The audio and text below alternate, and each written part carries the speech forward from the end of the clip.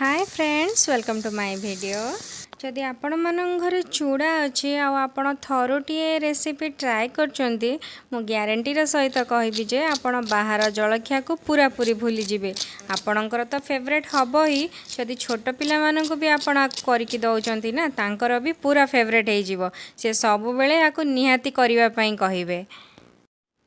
ये क्रिस्पी तो बहुत बनिबो ही ता सहित बहुत हेल्दी भी आउ टेस्टी भी। तो चलतु डेरी न करी स्टार्ट करिबा आजिर रेसिपी।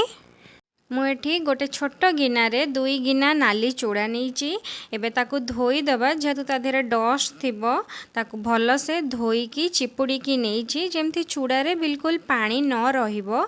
एबे ताकू धोई सारला परे किछि समय ताकू घोड़े की रखीदबा। एबे चलंतु किछि भेजेस काटी नबा। सेति पई मु गोटे गाजर को ग्रेट कर नहीं फाळे कैप्सिकम काटी नहीं आ गोटे पियाज काटी नहीं ता सहित भृसंग पत्र किछि काटी नहीं। एबे गोटे कढ़ई गरम करी सेथिरे 1 ରୁ 2 चामच तेल देदबा। तापरे जीरा आउ किछि सोरिष फुटिबा पई देदबा। जीरा सोरिष फुटी गला परे काटी रखिथिबा पियाज आउ कैप्सिकम को सेथिरे देदबा। 1 ରୁ 2 मिनिट पर्यंत पियाज आउ कैप्सिकम को भाजी दबा। एटी आपणको मन पसंदर जेकोसी परिबा नहीं पारिबे, कोबी नहीं पारिबे, बीन्स नहीं पारिबे। मो पाखरे से सब नथिला तो मु कैप्सिकम नहीं आउ गाजर नहीं। तो देखंतु पियाज और कैप्सिकम रो कलर चेंज हो आसिलानी। एबे एथिरे मु 1 स्पून हळदी दे देइची। हळदी दे टिके गोळेई सारला परे काटी रखिथिबा गाजर को दे दबा। गाजर दे सारला परे टिके ताको भल से गोळे दबा। ताको भी 1 ରୁ 2 मिनिट पर्यंत कुक करी सारला परे गैस फ्लेम को बंद कर देबे। एठी मु गोटे मीडियम साइज रो आलू को सिझेकी नहीं जाइए ताको मु चकटी दउची। आपण चाहिले ताको ग्रेट भी करि परिबे। एबे देखंतु आमे धोई की रखितिबा चूड़ाटा केते सुंदर से फुली जाइए।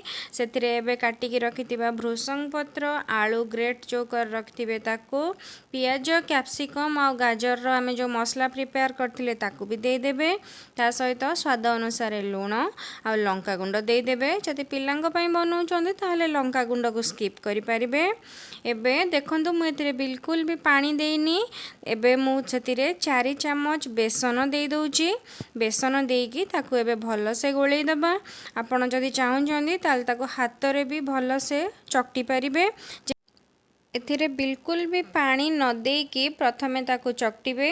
जदि आवश्यक होबो ताहले 1 चामच रु 2 चामच पानी देबे। नहले पानी रो मोर तो बिल्कुल पानी रो आवश्यकता हेलानी। देखंतु केते सुंदर डो प्रस्तुत हो जाइए। एबे आकु चाहिले आपण जेमिति भी शेप दे पारिबे। मु एटी छोट छोट बॉल टाइप रो बनै दउची।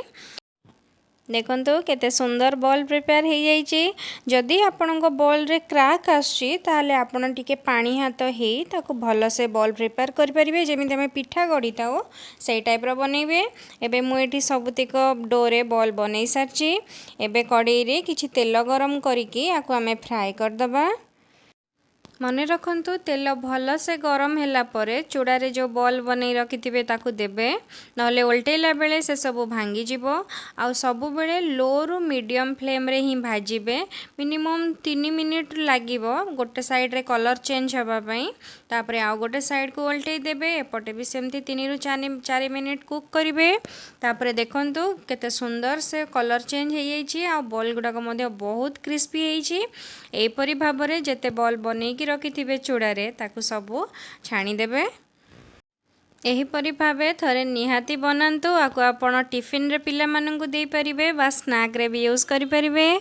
जदि आपनको मो वीडियो भल लागे ताहले लाइक शेयर सब्सक्राइब करबा को बिल्कुल भी